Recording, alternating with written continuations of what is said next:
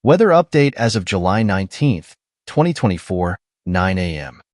Patuloy ang pag-ulan sa iba't ibang bahagi ng bansa dahil sa epekto ng ITCZ na may mga cyclogenesis o mahihinang sirkulasyon sa loob nito.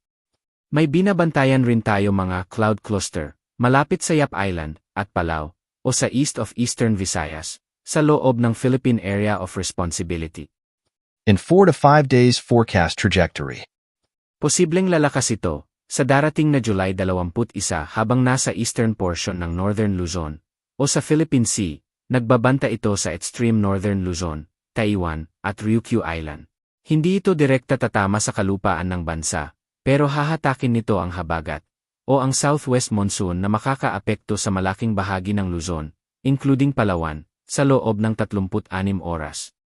The cloud convection yesterday is now 91W system or an active low-pressure area, based on official weather agency's information.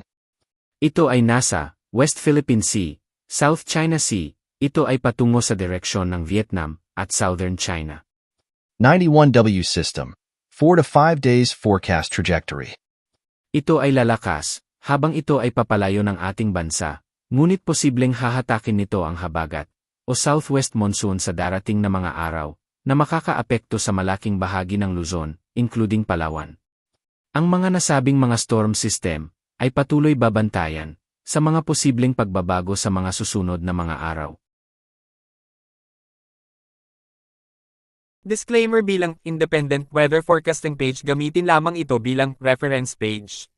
Donate any amount at GCash number 0945-322-4311 to improve our forecasting in the near future. Stay safe.